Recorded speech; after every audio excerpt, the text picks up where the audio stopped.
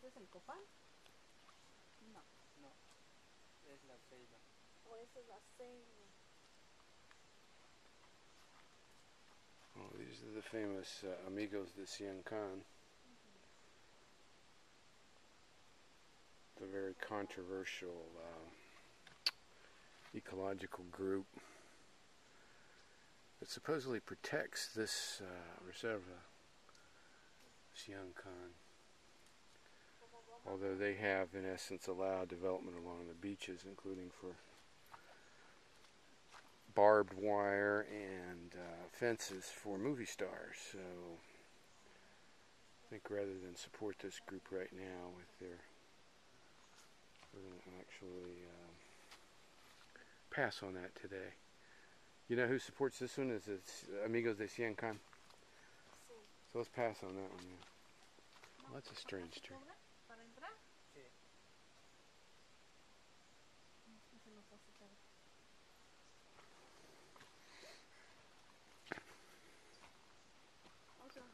¿Todos los días están abiertos?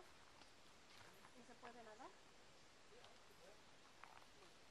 No, otro día, ya está abierto. Entonces, si queremos pasar acá, tenemos que pasar allá también. Sí, por esa parte de atrás, exacto. Acá hay el sendero. El sendero. Por eso, para meternos aquí, tenemos que pagar allá también. Y si le enseñamos So we have basically you have to pay to get in is what she's asking, and then the Amigos of Sian Ka'an, the controversial ecological group, then charges to go in here. I don't know how, since it's a national park, they can do that, but. Sí, cuando entra.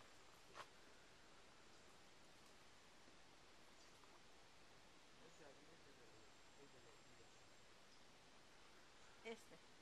Okay, so what he's saying is it's of the communal farm, or Por eso digo, and so that's where they're charging.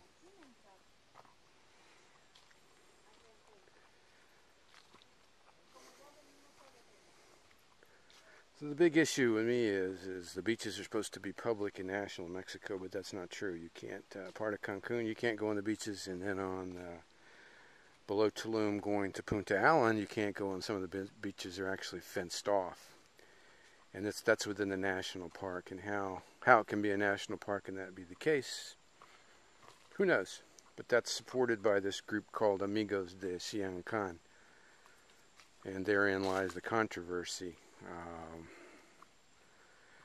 guess what they're saying, if it wasn't for them, there would be more development. I guess you can say a little bad is better than a lot of bad. Depends on your viewpoint.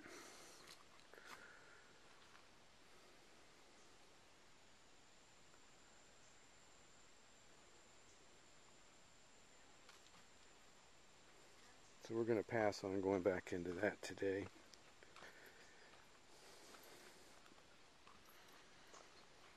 And we're back on the Sac Be, or the path, the road. They're only about 1 meter wide, 3-4 feet wide, something like that.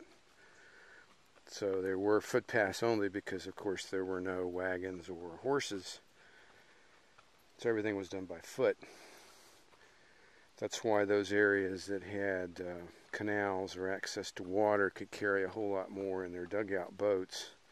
A lot more. Other than that, you basically had to carry everything by human strength. They would tie bulks, cross their ford with, lash them, and then carry them on their backs. And that was the method of cargo transportation, and of course that's pretty limited. So there was actually a fair amount of trade going on, but it wasn't a high volume of trade, because everything was essentially carried. At least now a little further toward the coast, that wasn't the case. Actually, boats could enter, canoes and dugouts could enter, and they could carry a lot more. Some of the canoes, I've got some videos of a nice dugout in the Muyil Museum in Chetumal, and you could carry quite a bit of cargo in those, a whole lot more than 10 men could say carry. But since labor was cheap and everyone was essentially a slave back then, or at least that's the way it appears.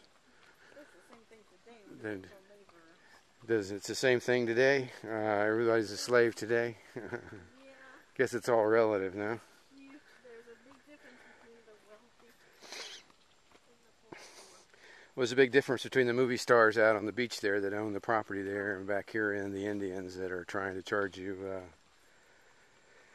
$2 or $3 or $4 to go into caves and cenotes and swimming holes. Coming back out into El Castillo here at Muyil.